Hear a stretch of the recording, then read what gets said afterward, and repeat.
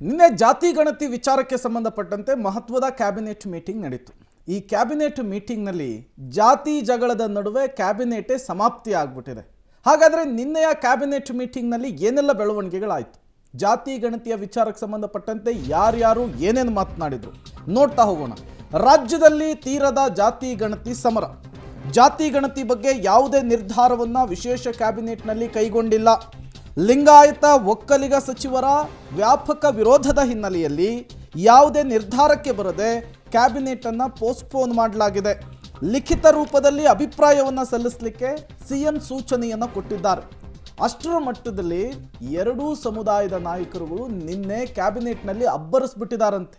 ಏಕವಚನದಲ್ಲಿಯೇ ಮಾತನಾಡ್ಕೊಂಡಿದ್ದಾರೆ ಅನ್ನೋದು ಗೊತ್ತಾಗ್ತಾ ಇದೆ. ದೊಡ್ಡ ಧ್ವನಿಯಲ್ಲಿಯೇ ಇದನ್ನು ಪ್ರಶ್ನೆ ಮಾಡಿದ್ದಾರೆ ಅನ್ನೋದು ಗೊತ್ತಾಗ್ತಾ ಇದೆ. ನಿನ್ನೆಯ ಕ್ಯಾಬಿನೆಟ್ನಲ್ಲಿ ಒಂದು ತೀರ್ಮಾನಕ್ಕೆ ಬಂದುಬಿಡುತ್ತೆ ರಾಜ್ಯ ಸರ್ಕಾರ ಅನ್ನುವಂತಹ ಮಾತುಗಳು ಚರ್ಚೆಗಳು ನಡೀತಾ ಇತ್ತು. ಬಟ್ ಕ್ಯಾಬಿನೆಟ್ ಮೀಟಿಂಗ್ನಲ್ಲಿ ಆಗಿಲ್ಲ. ಹಾಗಾದರೆ ನಿನ್ನೆಯ ಸಂಪುಟ ಸಭೆಯಲ್ಲಿ ಲಿಂಗಾಯತರ ವಾದ ಏನಾಗಿತ್ತು?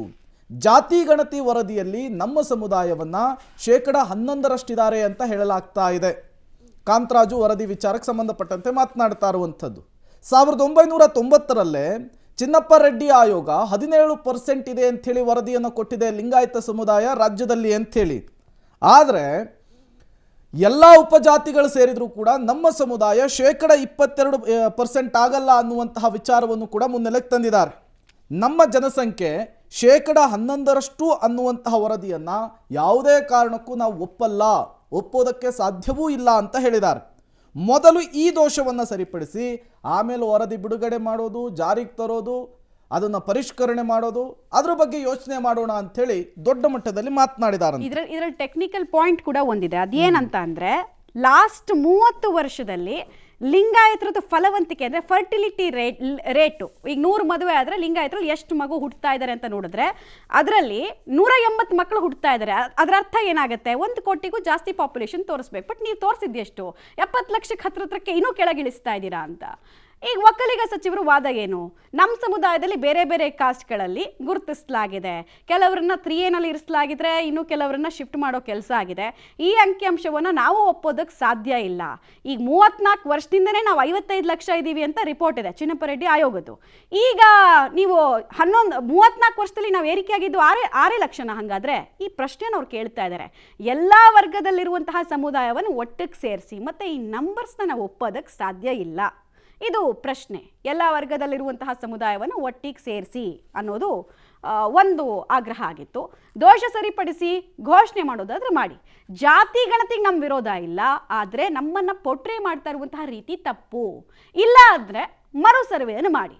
169 ಕೋಟಿ ಖರ್ಚು ಮಾಡಿನೂ ಕರೆಕ್ಟ್ ನಂಬರ್ಸ್ ತೋರ್ಸೋಕ್ಕಾಗಿಲ್ಲ ಅಂದರೆ ಒಂದು ಕೆಲಸ ಮಾಡಿ, ಫ್ರೆಶ್ ಸರ್ವೆಯನ್ನು ಸ್ಟಾರ್ಟ್ ಮಾಡಿ ಅಂತ ಕೇಳಿದ್ದಾರೆ. ಇನ್ನು ಒಕ್ಕಲಿಗ ಮತ್ತು ಲಿಂಗಾಯತ ಸಮುದಾಯ ನಾಯಕರುಗಳು ಯಾವ ವಿಚಾರ ಪ್ರಸ್ತಾಪಿಸಿದ್ರು ಅನ್ನೋದನ್ನು ನೋಡಿದ್ರಿ. ಇನ್ನು ದಲಿತ ಮತ್ತು ಅಲ್ಪಸಂಖ್ಯಾತ ಸಚಿವರುಗಳು ಕೂಡ ಇನ್ನು ಒಂದಿಷ್ಟು ಪಾಯಿಂಟ್ಸ್ಗಳನ್ನು ಕೋಟ್ ಮಾಡಿ ಮಾತನಾಡಿದ್ದಾರೆ.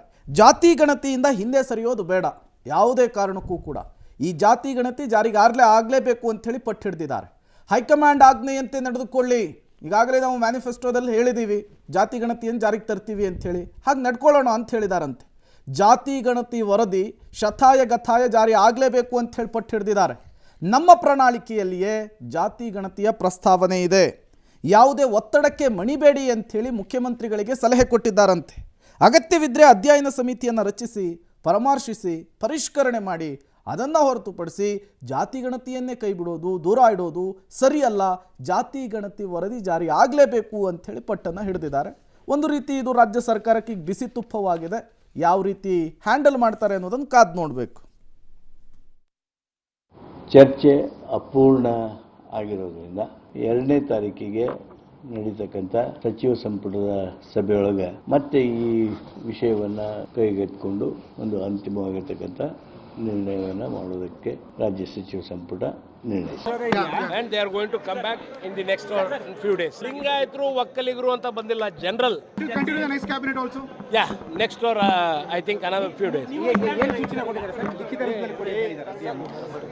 No, they are going to discuss again the issues.